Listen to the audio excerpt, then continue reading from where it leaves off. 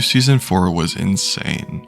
It's not surprising because every season so far has been better than the last, but this one blew me away once again.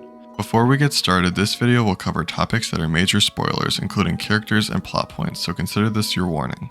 Now on to the video.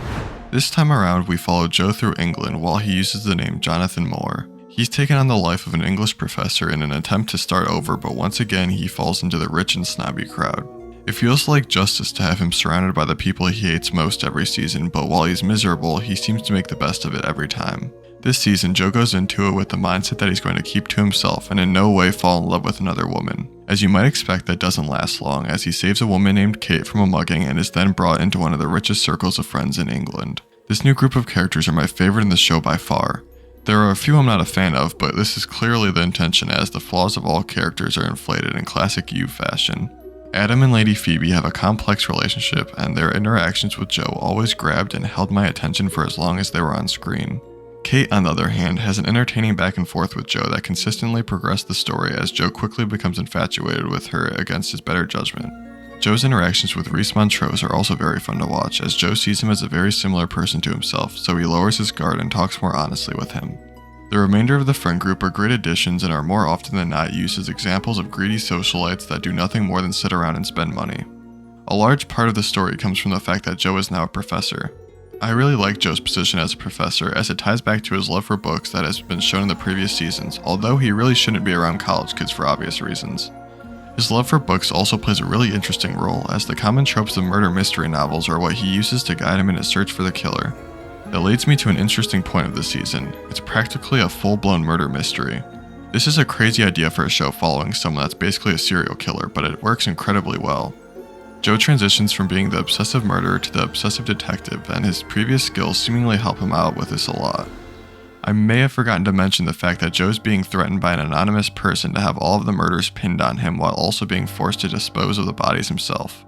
At no point does Joe seem sane, that's for sure, but it does make him seem more human, and for a while it made me forget how insanely dangerous he is. This is something that every season somehow manages to accomplish. In season 3, it was that Love was as much of a serial killer as Joe is, and this dynamic gives the show something very valuable: hope. No matter how bad Joe is, and for no good reason, we want things to work out for him. This season leans heavily on that feeling, as they make it clear Joe doesn't want to kill anymore, he really just wants to keep to himself and live in peace. You make it halfway through the season before you start to even question if his intentions are really what he says they are. For the whole first half of the season, his relationship with this new friend group takes the spotlight. He becomes a hero within the group, at least according to Lady Phoebe, and it seems as if he might actually redeem himself by catching the killer and stopping his bad ways once and for all. This is what made season 4 so hard to put down. I wanted to know if he was really going to help these people or if he was only doing it to make sure he didn't get accused of committing the murders, but not only that, I wanted to know who the killer was.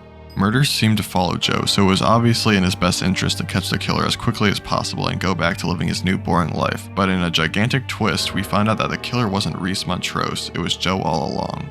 This seems like it should have been obvious, but somehow they hit it so well that not even a fraction of me thought he was the killer. This kind of shock factor for me makes something worth watching even without the incredible story and character arcs that You has. It turns out Joe is living through what I can only describe as a sort of split personality situation where the version of Rhys that Joe saw was really Joe's dark side being shown as a figment of his imagination. This explains why he was so good at stumbling onto clues that told the story of what was happening to the people around him. This surprise was completely worth the wait, and it deserved every bit of anticipation that was built up. And that was just the start, because throughout the season, Joe had been starting a relationship with Kate. She would end up inheriting her father's company as well as ownership of practically everything else in the world according to her explanation. Joe decides to explain his past to her, but she accepts it, committing to the relationship and giving Joe something he's never had before: money and power. This season ends in utter shock and heavily sets up for a 5th season. I've loved this show so far, and I think they've successfully told a compelling story. In my opinion, the next season has to be the last one to make sure the show doesn't overstay its welcome, and I think Joe needs to get what he's deserved this whole time to finish it off. But I'd like to hear from you. What did you think about season 4, and where do you think the story should go from here?